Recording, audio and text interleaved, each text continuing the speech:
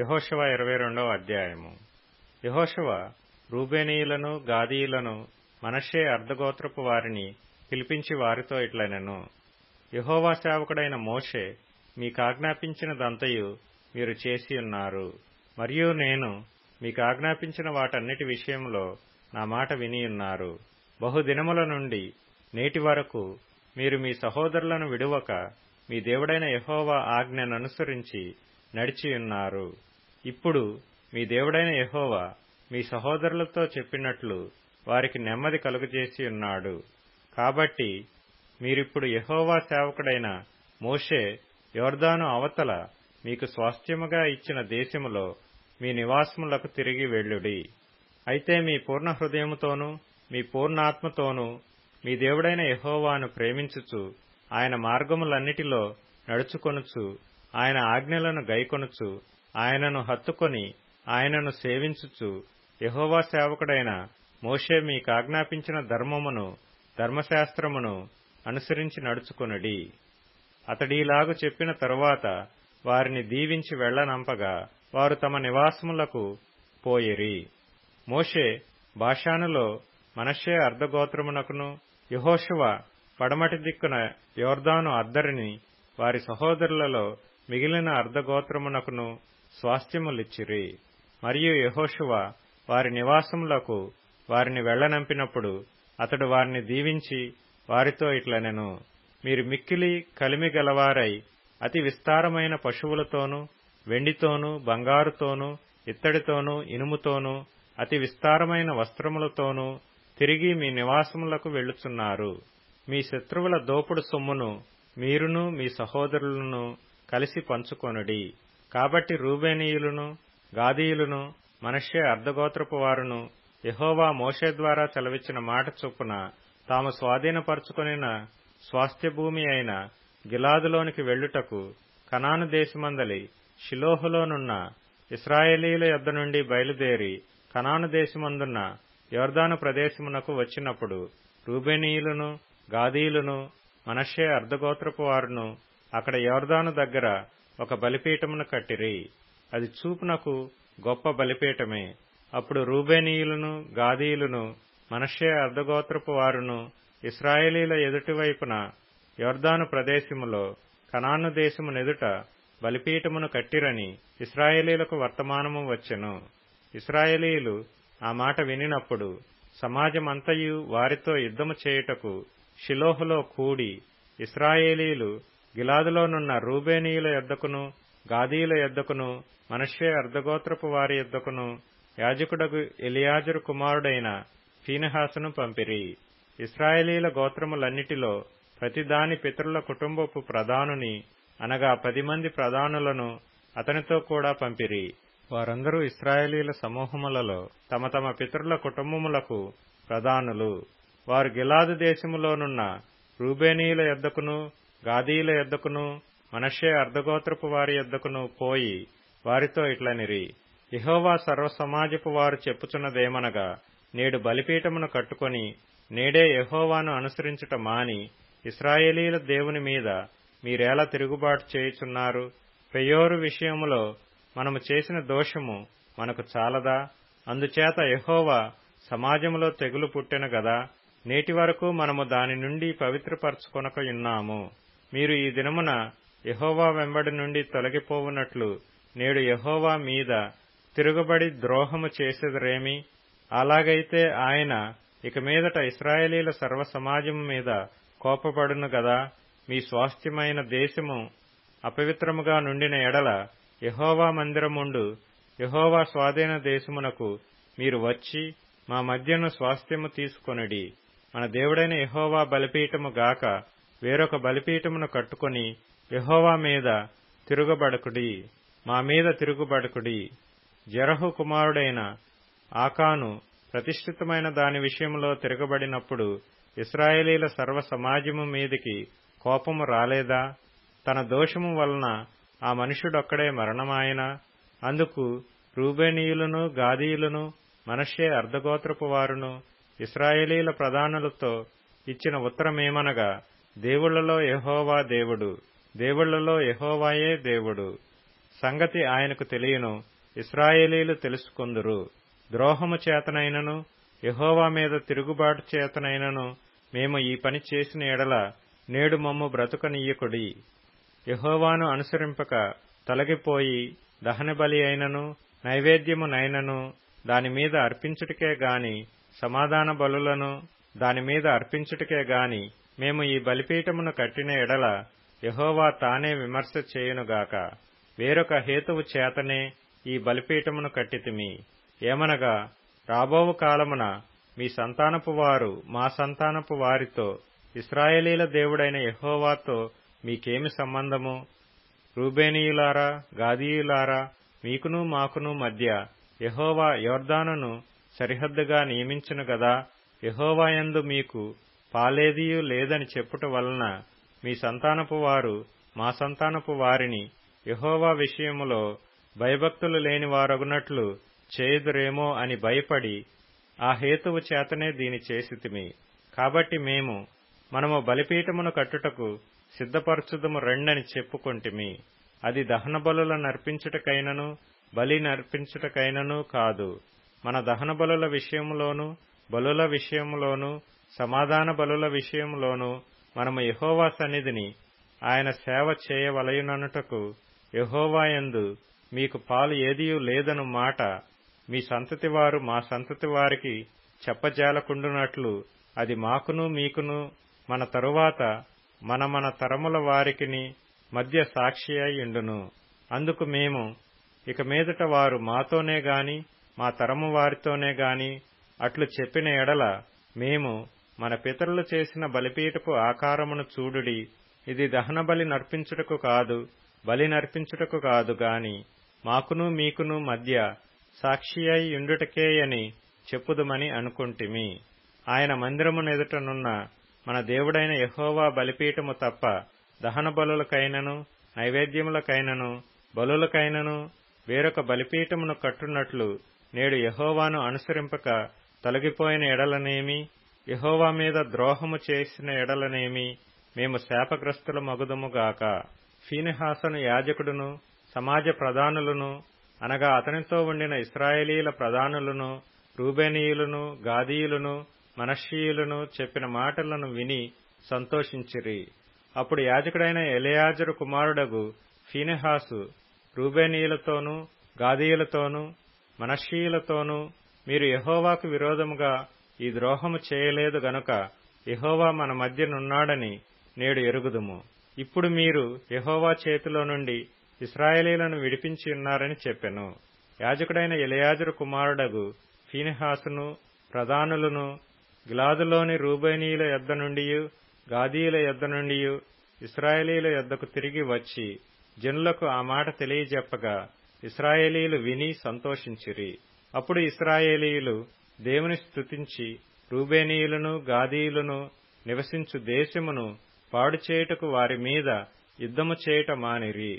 రూబేనీయులను గాదీయులను యెహోవాయే దేవుడనుటకు ఇది మన మధ్యను సాక్షి అగునని దానికి ఏదా అని పేరు పెట్టిరి. యెహోషువ 23వ అధ్యాయము.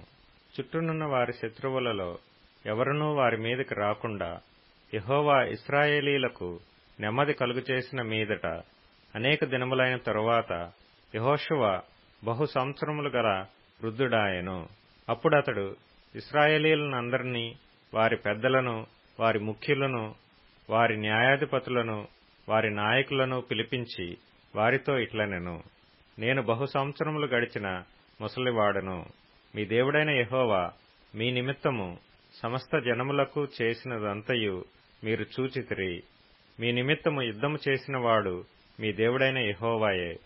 చూడుడి, యొర్దాను మొదలుకొని తూర్పు దిక్కున మహాసముద్రము వరకు నేను నిర్మూలము చేసిన సమస్త జనముల దేశమును మీ గోత్రముల స్వాస్థ్యము మధ్య మిగిలియున్న ఈ జనముల దేశమును మీకు వంతు చీట్ల వలన పంచిపెట్టితిని. మీ దేవుడైన యెహోవాయే వారిని మీ ఎదుట నిలవకుండా వెళ్లగొట్టిన తరువాత మీ దేవుడైన యెహోవా మీతో సెలవిచ్చినట్లు మీరు వారి దేశమును స్వాధీనపరచుకొందురు. కాబట్టి మీరు మోషే ధర్మశాస్త్ర గ్రంథములో వ్రాయబడినదంతటినీ గైకొని అనుసరించుటకు మనస్సు దృఢము చేసుకొని ఎడమకు గాని కుడికి గాని దాని నుండి తొలగిపోక మీ యొద్ద మిగిలియున్న ఈ జనుల సహవాసము చేయక వారి దేవతల పేర్లను ఎత్తక వాటి తోడని ప్రమాణము చేయక వాటిని పూజింపక వాటికి నమస్కరింపక మీరు నేటి వరకు చేసినట్లు మీ దేవుడైన యెహోవాను హత్తుకొని ఉండవలెను. యెహోవా బలముగల గొప్ప జనములను మీ ఎదుట నుండి కొట్టివేసి ఉన్నాడు. మీ ఎదుట నేటి వరకును ఏ మనుష్యుడునూ నిలిచియుండలేదు. మీ దేవుడైన యెహోవా మీకిచ్చిన మాట చొప్పున తానే మీ కొరకు యుద్ధము చేయువాడు గనుక మీలో ఒకడు 1000 మందిని తరుమును. కాబట్టి మీరు బహు జాగ్రత్తపడి మీ దేవుడైన యెహోవాను ప్రేమింపవలెను. అయితే మీరు వెనుకకు తొలగి మీ యొద్ద మిగిలియున్న ఈ జనములను హత్తుకొని వారితో 1000 మంది వారితో మీరును మీతో వారును సాంగత్యము చేసిన ఎడల మీ దేవుడైన యెహోవా మీ ఎదుట నుండి ఈ జనములను కొట్టివేయట మానును. మీ దేవుడైన యెహోవా మీకిచ్చిన ఈ మంచి దేశములో ఉండకుండా మీరు నశించు వరకు వారు మీకు ఉరిగాను బోనుగాను మీ ప్రక్కల మీద కొరడాలుగాను మీ కన్నులలో ముళ్లుగాను ఉందురు. ఇదిగో నేడు నేను సర్వలోకుల మార్గమున వెళ్ళుచున్నాను. మీ దేవుడైన యెహోవా మీ విషయమై సెలవిచ్చిన మంచి మాటలన్నిటిలో ఒకటి అయినను తప్పియుండలేదని మీరు అనుభవపూర్వకముగా ఎరుగుదురు. అవి అన్నియూ మీకు కలిగెను, వాటిలో ఒకటి అయినను తప్పియుండలేదు. అయితే మీ దేవుడైన యెహోవా మీతో చెప్పిన మేలంతయు మీకు కలిగిన ప్రకారము మీ దేవుడైన యెహోవా మీకిచ్చిన ఈ మంచి దేశములో ఉండకుండా ఆయన మిమ్ము నశింపజేయు వరకు యెహోవా మీ మీదికి కీడంతయు రాజేయును. మీరు మీ దేవుడైన యెహోవా మీకు నియమించిన ఆయన నిబంధనను మీరి ఇతర దేవతలను పూజించి వాటికి నమస్కరించిన ఎడల యెహోవా కోపము మీ మీద మండును. గనుక ఆయన మీకిచ్చిన ఈ మంచి దేశములో నుండకుండా మీరు శీఘ్రముగా నశించిపోవుదురు. కీర్తనల గ్రంథం. శూరుడా, చేసిన కీడును బట్టి నీవెందుకు అతిశయపడుచున్నావు? దేవుని కృప నిత్యముండును. మోసము చేయువాడా, వాడిగల మంగళ కత్తివలే నీ నాలుక నాశనము నుద్దేశించుచున్నది. మేలు కంటే కీడు చేయుటయు, నీతి పలుకుట కంటే అబద్ధము చెప్పుటయు నీకిష్టము. కపటమైన నాలుక గలవాడా, అధిక నాశనకరములైన మాటలే నీకిష్టము. కావున దేవుడు సదాకాలము నిన్ను అణగగొట్టును. నిన్ను పట్టుకొని ఆయన నీ గుడారములో నుండి నిన్ను పెళ్లగించును. సజీవుల దేశములో నుండి నిన్ను నిర్మూలము చేయును. నీతిమంతులు చూసి భయభక్తులు కలిగి, ఇదిగో దేవుని తనకు దుర్గముగా నుంచుకొనక, తన ధన సమృద్ధియందు నమ్మికయుంచి తన చేటును బలపర్చుకొనినవాడు వీడేయని చెప్పుకొనుచు వానిని చూచి నవ్వుదురు. నేనైతే దేవుని మందిరములో పచ్చని ఒలీవ చెట్టువలెనున్నాను. నిత్యము దేవుని కృపయందు నమ్మికయుంచుచున్నాను. నీవు దాని నెరవేర్చితివి గనుక నేను నిత్యము నిన్ను స్తుతించెదను. నీ నామము నీ భక్తుల దృష్టికి ఉత్తమమైనది. నేను దాన్ని స్మరించి కనిపెట్టుచున్నాను. సామెతల గ్రంథము 12వ అధ్యాయము. మూడుని మార్గము వాని దృష్టికి సరియైనది. జ్ఞానం గలవాడు ఆలోచనను అంగీకరించును. మూఢుడు కోపపడినది నిమిషములోనే బయలుపడును. వివేకి నిందను వెల్లడిపరచక యురకుండును. లూకా సువార్త 19వ అధ్యాయం. ఆయన సంచరించుచు యెరికో పట్టణములో ప్రవేశించి దాని గుండా పోవుచుండెను. ఇదిగో సుంకపు గుత్తదారుడును ధనవంతుడునైన జక్కయ్య అను పేరుగల ఒకడు యేసు ఎవరోయని చూడగోరెను గాని పొట్టివాడైనందున జనులు గుంపు కూడి యుండుట వలన చూడలేకపోయెను. అప్పుడు యేసు ఆ త్రోవను రానయ్యుండెను గనుక అతడు ముందుగా పరుగెత్తి ఆయనను చూచుటకు ఒక మేడి చెట్టెక్కెను. యేసు ఆ చోటికి వచ్చినప్పుడు కన్నులెత్తి చూచి, జక్కయ్యా, త్వరగా దిగుము, నేడు నేను నీ ఇంట నుండవలసి ఉన్నదని అతనితో చెప్పగా అతడు త్వరగా దిగి సంతోషముతో ఆయనను చేర్చుకొనెను. అందరూ అది చూచి, ఈయన పాపి అయిన మనుషుని యొద్ద బసచేయ వెళ్ళెనని చాలా సనుగుకొనిరి. జక్కయ్య నిలవబడి, ఇదిగో ప్రభువా, నా ఆస్తిలో సగము బీదలకిచ్చుచున్నాను. నేనెవని యొద్దనైనను అన్యాయముగా దేనినైనను తీసుకొనిన ఎడల అతనికి 4 మరల చెల్లింతునని ప్రభువుతో చెప్పెను. అందుకు యేసు, ఇతడును అబ్రహాము కుమారుడే. ఎందుకనగా నేడు ఈ ఇంటికి రక్షణ వచ్చియున్నది. నశించిన దానిని వెదికి రక్షించుటకు మనుష్య కుమారుడు వచ్చెనని అతనితో చెప్పెను. వారు ఈ మాటలు వినుచుండగా తాను యెరూషలేమునకు సమీపమున ఉండుట వలనను దేవుని రాజ్యము వెంటనే అగపడునని వారు తలంచుట వలనను ఆయన మరియొక ఉపమానము చెప్పెను. ఏమనగా, రాజకుమారుడొక రాజ్యము సంపాదించుకొని మరల రావలెనని దూరదేశమునకు ప్రయాణమై తన దాసులను 10 మందిని పిలిచి వారికి 10 మీనాలనిచ్చి నేను వచ్చు వరకు వ్యాపారము చేయుడని వారితో చెప్పెను. అయితే అతని పట్టణస్థులతని ద్వేషించి ఇతడు మమ్ము నేలుట మాకిష్టము లేదని అతని వెనుక రాయబారము పంపిరి. అతడా రాజ్యము సంపాదించుకొని తిరిగి వచ్చినప్పుడు ప్రతివాడును వ్యాపారము వలన ఏమేమి సంపాదించెనో తెలుసుకొనుటకై తాను సొమ్మిచ్చిన దాసులను తన యొద్దకు పిలువమని ఆజ్ఞాపించెను. మొదటివాడాయన ఎదుటికి వచ్చి, అయ్యా, నీ మీనా వలన 10 మీనాలు లభించెనని చెప్పగా అతడు, భలా మంచి దాసుడా, నీవు ఈ కొంచెములో నమ్మకముగా ఉంటివి గనుక 10 పట్టణముల మీద అధికారివై యుండుమని వానితో చెప్పెను. అంతటా రెండవవాడు వచ్చి, అయ్యా, నీ మీనా వలన 5 మీనాలు లభించెననగా అతడు, నీవును 5 పట్టణముల మీద ఉండుమని అతనితో చెప్పెను. అంతటా మరియొకడు వచ్చి, అయ్యా, ఇదిగో నీ మీనా, నీవు పెట్టని దానిని ఎత్తికొనువాడవును, విత్తని దానిని కోయువాడవునై నా కఠినుడవు గనుక నీకు భయపడి దీనిని రుమాలున కట్టి ఉంచితినని చెప్పెను. అందుకతడు, చెడ్డదాసుడా, నీ నోటి మాటలను బట్టియే నీకు తీర్పు తీర్చుదును. నేను పెట్టని దానిని ఎత్తువాడను, విత్తని దానిని కోయువాడనైనను కఠినుడనని నీకు తెలిసియుండగా నీవెందుకు నా సొమ్ము సాహుకారుల యొద్ద నుంచలేదు? అట్లు చేసియుండిన యెడల నేను వచ్చి వడ్డీతో దానిని తీసుకొందునే అని వానితో చెప్పి, నీ యొద్ద నుండి ఆ మీనా తీసివేసి 10 మీనాలు గలవానికి ఇయ్యుడని దగ్గర నిలిచియున్న వారితో చెప్పెను. వారు, అయ్యా, వానికి 10 మీనాలు కలవే అనిరి. అందుకతడు, కలిగిన ప్రతి వానికిని ఇయ్యబడును, లేనివాని యొద్ద నుండి వానికి కలిగినదియు తీసివేయబడునని మీతో చెప్పుచున్నాను. మరియు నేను తమ్మును ఏలుటకు ఇష్టము లేని నా శత్రువులను ఇక్కడికి తీసుకుని వచ్చి నా ఎదుట సంహరించుడని చెప్పాను.